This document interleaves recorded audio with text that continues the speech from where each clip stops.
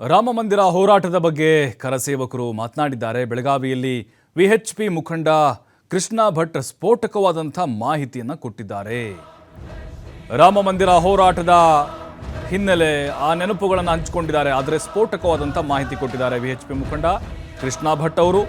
ಬಾಬರಿ ಮಸೀದಿ ಧ್ವಂಸಕ್ಕೆ ಆತ್ಮಾಹುತಿ ದಳವನ್ನು ನಿರ್ಮಿಸಿತ್ತು ವಿಎಚ್ಪಿ. ಅಂದು ವಿಶ್ವ ಹಿಂದೂ ಪರಿಷತ್ನಿಂದ ಸ್ಪಷ್ಟವಾದ ಸೂಚನೆ ಇತ್ತು. ಮದುವೆಯಾದವರಿಗೆ ಪತ್ನಿ, ಮದುವೆ ಆಗದವರಿಗೆ ಪೋಷಕರು ಮುಚ್ಚಳಿಕೆ ಬರೆದು ಕೊಡಬೇಕು.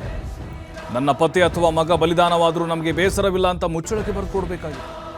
ನಾವು ಹಾಗೆ ಮುಚ್ಚಳಿಕೆ ಬರೆಸಿಕೊಂಡು ಅಯೋಧ್ಯೆಗೆ ಹೋಗಿದ್ವಿ. ಭಾಷಣ ಮಾಡುವಾಗ ಯಾರೂ ಬಾಬರಿ ಮಸೀದಿಯತ್ತ ಹೋಗುದಂತ ಹೇಳ್ತಿದ್ರು. ಹಾಗೆಯೇ ಅವರೇ ಭಾಷಣದ ವೇಳೆ ಕೈ ಸನ್ನೆ ಮಾಡುತ್ತಾ ಹೋಗುವಂತೆ ಸೂಚನೆ ಕೊಟ್ಟರು.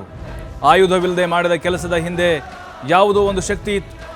ಇಂದು ರಾಮ ಮಂದಿರ ನಿರ್ಮಾಣವಾಗ್ತಿರುವುದಕ್ಕೆ ಸಂತಸ ಅಂತ ಹೇಳಿದ್ದಾರೆ ಕರಸೇವಕ. ನೋಡಿ, ಸ್ಫೋಟಕವಾದಂಥ ಮಾಹಿತಿ ಇದು. ಮುಚ್ಚಳಕ್ಕೆ ಬರೆದು ಹೋಗಿದ್ರಂಥವ್ರು.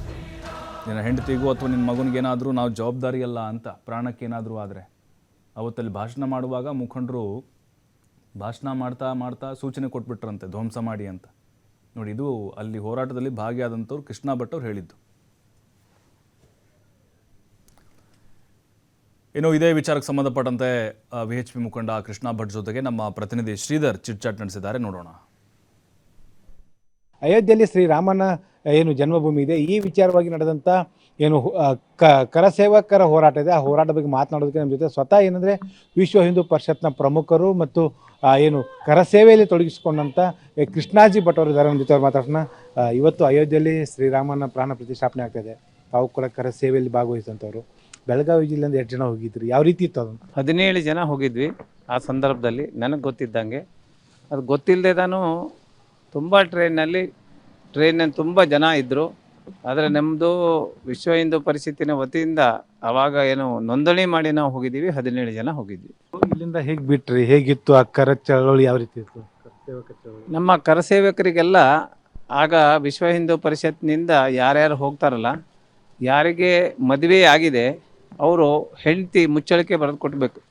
ನಾನು ಅಕಸ್ಮಾತಾಗಿ ನನ್ನ ಗಂಡ ವಾಪಸ್ ಬರೋಲ್ಲ ಅಂತಂದರೆ ನಾನು ಅದ್ರ ಬಗ್ಗೆ ಯಾವುದೇ ಬೇಸರ ಮಾಡಲ್ಲ, ಅವ್ರ ಬಲಿದಾನ ಆದರೂ ನಾನು ಒಪ್ತೀನಿ ಹೇಳುವಂಥದ್ದು ಕೊಡಬೇಕು. ಅದಾದ ನಂತರ ಯಾರು ಮದುವೆ ಆಗಲಿಲ್ಲ ಅವ್ರ ತಂದೆ ತಾಯಿ ಅವರಿಗೆ ಬರೆದು ಕೊಡಬೇಕು. ನಮ್ಮ ಮಗ ಹೋದವನು ವಾಪಸ್ ಬರಲಿಲ್ಲ ಅಂದರೂ ನಮಗೆ ಭಾಳ ಸಂತೋಷ ಆಗುತ್ತೆ ಹೊತ್ತು ದುಃಖ ಆಗಲ್ಲ. ಅವನು ಬಲಿದಾನ ಆದರೆ ನಾನು ಸಂತೋಷ ಪಡ್ತೀನಿ ಹೇಳಿ ಅವ್ರು ಬರ್ಕೊಡ್ಬೇಕಾಗಿತ್ತು. ನಮ್ಮ ಹಣದಿಂದ ಹೋಗುವಂಗಿಲ್ಲ, ರಾಮ ಭಕ್ತರ ಹತ್ರ ಹಣ ಕೇಳಬೇಕು. ವಿದೌಟ್ ಟಿಕೆಟ್ ಹೋಗುವಂಗಿಲ್ಲ, ಟಿಕೆಟ್ ತೊಗೊಂಡೇ ಹೋಗಬೇಕು. ಟಿಕೆಟ್ ತೊಗೊಂಡು ಹೋದ್ವಿ. ಇಲ್ಲಿಂದ ಅಲ್ಲಿವರೆಗೂ ಸಹಿತವಾಗಿ ಬಹಳ ಜನ ರೊಟ್ಟಿ ಬಾಜಿ ಏನೇನು ಕೊಡೋದೆಲ್ಲ ಕೊಡ್ತಾಯಿದ್ರು. ವಿಶೇಷವಾಗಿ ಲಕ್ನೋಗೆ ನಾವೇನು ಹೋಗಿ ಮುಟ್ಟಿದ್ವಿ, ಅಲ್ಲಿ ಕೆಳಗೆ ನೋಡಿದರೆ ರಾಮಮಯನೇ ಕಾಣ್ತಿತ್ತು. ಯಾರ ತಲೆ ಒಳಗೆ ನೋಡಿದ್ರು ಶ್ರೀರಾಮ ಅಂಥೇಳಿ ಬರ್ಕೊಂಡಿರ್ತಿತ್ತು. ಬರೀ ಜೈ ಶ್ರೀರಾಮ್ ಅಂದ್ಬಿಟ್ರಾಗಿತ್ತು. ಅವರಿಗೆ ಊಟ ತಿಂಡಿ ಉಪಹಾರ ಏನೇನು ಬೇಕೋ ಅದೆಲ್ಲ ರೀತಿಯ ವ್ಯವಸ್ಥೆ ಆಗ್ತಾಯಿತ್ತು. ಬಾಬರಿ ಮಸೀದಿ ಧ್ವಂಸ ಆದ ಸಂದರ್ಭದಲ್ಲಿ ಕ್ಷಣಗಳು ತಾವು ಕೂಡ ಸಾಕ್ಷಿಯಾಗಿದ್ದಾರೆ. ಆ ಸಂದರ್ಭದಲ್ಲಿ ಉಮಾಭಾರತಿ, ಮುರಳಿ ಮನೋಹರ್ ಜೋಶಿ, ನಮ್ಮ ಸರಸಂಘ ಚಾಲಕರಾದಂತಹ ಸುದರ್ಶನ್ ಜಿ ಆ ಭಾಷಣ ಮಾಡ್ತಾ ಇರುವಂಥ ಸಂದರ್ಭದಲ್ಲಿ ಯಾರು ನೀವು ಆ ಬಾಬರಿ ಮಸ್ಜಿದ್ ಡಾಚಾದ ಕಡೆ ಹೋಗಬೇಡ ಅಂತೇಳಿ ಭಾಷಣ ಮಾಡ್ತಾಯಿದ್ರು. ಆದರೆ ಕೈಯಿಂದ ಮಾತ್ರ ನೀವು ಮುಂದ್ಗಡೆ ಹೋಗ್ರಿ ಹೇಳುವಂಥದ್ದು ಮಾಡ್ತಾಯಿದ್ರು.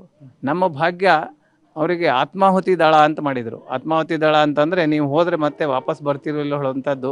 ಏನು ಹೊಡಿಲಿಕ್ಕೆ ಹೋಗ್ತೀವಿ ನೀವು ಪ್ರಾರಂಭದಲ್ಲಿ ಅದಕ್ಕೆ ಒಂದು ಸುತ್ತಲೂ ನಮ್ಮ ಎಲ್ಲ ಜನರನ್ನು ನಿಲ್ಲಿಸಿದ್ರು, ತಡೆಯುವಂಥ ಕೆಲಸ ಮಾಡಬೇಕು ಅಂತ ಹೇಳಿದರು.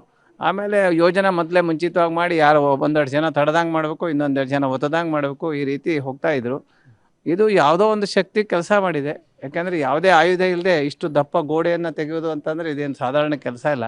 ನಾವು ಮಾಡಿದ್ದೀವಿ ಇದೇನಿಲ್ಲ, ನಾವು ಬರೀ ನೆಪ. ಈಗ ಲಕ್ಷ ಜನ ಕಾರ ಸೇವೆಗೆ ಹೋಗಿದ್ದಾರೆ. ಏನೋ ನಮ್ಮ ಭಾಗ್ಯ ನಮಗೆ ಅವಕಾಶ ಸಿಕ್ಕಿತ್ತು. ಆ ಕ್ಷಣಗಳನ್ನು ನೆನ್ಪಡ್ಕೋದಾದ್ರೆ ಆ ಘಟನೆಗಳು, ಆ ಸಮಯ ಎಷ್ಟು ಗಂಟೆ ಆಗಿತ್ತು, ಅವಾಗ ಆ ಕ್ಷಣಗಳು ಯಾವ ರೀತಿ ವಾತಾವರಣಗಳಿದ್ವು? ಸಾಮಾನ್ಯ 10:30 11 ಗಂಟೆಗೆ ನಾವೆಲ್ಲ ಹೋಗಿ ಅದನ್ನು ಪ್ರಾರಂಭ ಮಾಡಿದ್ವಿ. ಬೆಳಗ್ಗಿಂದನೇ ನಡೀತಾ ಇತ್ತು. ಕೆಲವು ಜನ ಮೇಲೆ ಹತ್ತಿ ಅದನ್ನು ಬಡಿದು ಇದು ಮಾಡಿ ಎಲ್ಲ ತೆಗಿಲಿಕ್ಕೆ ಪ್ರಾರಂಭ ಮಾಡಿದರು. ಎಷ್ಟೋ ಜನರ ಮೇಲೆ ಕಲ್ಲು ಗೋಡೆಗಳದ್ದೆಲ್ಲ ಮೈ ಮೇಲೆ ಬೀಳ್ತಿತ್ತು. ಆದರೆ ಯಾರಿಗೆ ಯಾವ ಪರಿವೇನೂ ಇಲ್ಲಾಗಿತ್ತು. ಯಾಕಂದರೆ ಯಾರಿಗೂ ಜೀವದ ಮೇಲೆ ಯಾವ ಹಂಗಿಲ್ಲಾಗಿತ್ತು. ಏನೋ ಒಂದು ದೈವಿ ಶಕ್ತಿ ನಮ್ಮನ್ನೆಲ್ಲ ಕಾಪಾಡಿದೆ. ಯಾಕೆಂತಂದರೆ ಹಾಗೆ ನೋಡಿದರೆ ಕೆಲವು ಜನರು ಮೈ ಮೇಲೂ ಸಹಿತವಾಗಿ ಮೇಲಿಂದ ಉದುರು ಬೀಳುವಂತ ಬರ್ತಿತ್ತು. ಆದರೆ ಯಾರೂ ತಡೀಲಿಕ್ಕೆ ಸಾಧ್ಯನೇ ಇಲ್ಲಾಗಿತ್ತು. ಅಯೋಧ್ಯೆಗೂ ಮತ್ತು ಕರ್ನಾಟಕಕ್ಕೂ ಒಂದು ಅದರಲ್ಲೂ ಬೆಳಗಾವಿ ಜಿಲ್ಲೆಗೂ ಒಂದು ನಂಟಿದೆ. ಆ ನಂಟನ್ನು ನೆನೆಸ್ಕೊಳ್ಳೋದಾದ್ರೆ ಯಾವ್ಯಾವ ರೀತಿ ನಂಟಿದೆ? ಸಂಘದಿಂದ ಆಗಿರ್ಬೋದು, ಹೋರಾಟದಿಂದ ಆಗಿರ್ಬೋದು, ರಾಮನ ಒಂದು ಏನು ಸೀತೆಯನ್ನು ಹುಡ್ಕೊಂಡು ಹೋಗುವಂಥದ್ದಾಗಿರ್ಬೋದು. ಈಗ ನೋಡಿ, ಮೊದಲನೇದಂದರೆ ನಮ್ಮ ರಾಮದುರ್ಗದಲ್ಲಿ ಶಬರಿ ಕೊಟ್ಟಂತಹ ಎಂಜಿಲ ಒಂದು ಹಣ್ಣನ್ನು ಎಂಜಿಲು ಹೇಳ್ತಾ ಇದ್ದಿಲ್ಲ, ಆ ಒಂದು ಅವಳು ಒಳಗಿನ ಹೃದಯ ಕಾಣ್ತಾ ಇತ್ತು ರಾಮಚಂದ್ರನಿಗೆ. ಅಷ್ಟು ಆದರ್ಶ ಪುರುಷ ಅವರು. ಅಂತಹ ಆದರ್ಶ ಪುರುಷ ಶಬರಿಯ ಏನು ಹಣ್ಣನ್ನು ತಿಂದಿದ್ದಾನೆ, ಅದು ರಾಮದುರ್ಗದಲ್ಲಿ ಶಬರಿ ಕೊಳ್ಳ ಅಂಥೇಳಿ ಇದೆ.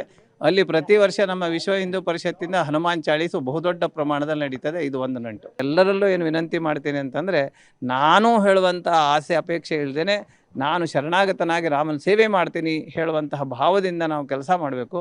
ಮತ್ತು ಆ ರಾಮನ ಆದರ್ಶದ ಗುಣಗಳನ್ನು ನಮ್ಮಲ್ಲಿ ಸಾಧ್ಯವಾದ ಮಟ್ಟಿಗೆ ನಡಿಬೇಕು. ಇವಿಷ್ಟು ಏನಂದರೆ ಕರಸೇವೆ ಮಾಡಿದಂಥ ಕೃಷ್ಣಾಜಿ ಭಟ್ ಅವರು ಹೇಳುವಂಥ ಮಾತು. ಆ ಅಯೋಧ್ಯೆಯಲ್ಲಿ ರಾಮನ ಮಂದಿರ ನಿರ್ಮಾಣ ಆಗಿ ಈಗ ಪ್ರಾಣ ಪ್ರತಿಷ್ಠಾಪನೆ ಆಗ್ತಿರ್ತಕ್ಕಂಥ ಏನು ಕ್ಷಣಗಳಿದ್ದಾವೆ, ಈ ಕ್ಷಣಗಳನ್ನು ವರ್ಣಿಸೋದಕ್ಕೆ ಆಗೋದಿಲ್ಲ ಅನ್ನೋಂಥ ಮಾತನ್ನು ಹೇಳ್ತಾರೆ. ಕ್ಯಾಮ್ರಾಮನ್ ರವಿ ಜೊತೆ ಶ್ರೀಧರ್ ಕೊಟ್ಟಾರಸ್ತಿ, TV5 ಬೆಳಗಾವಿ.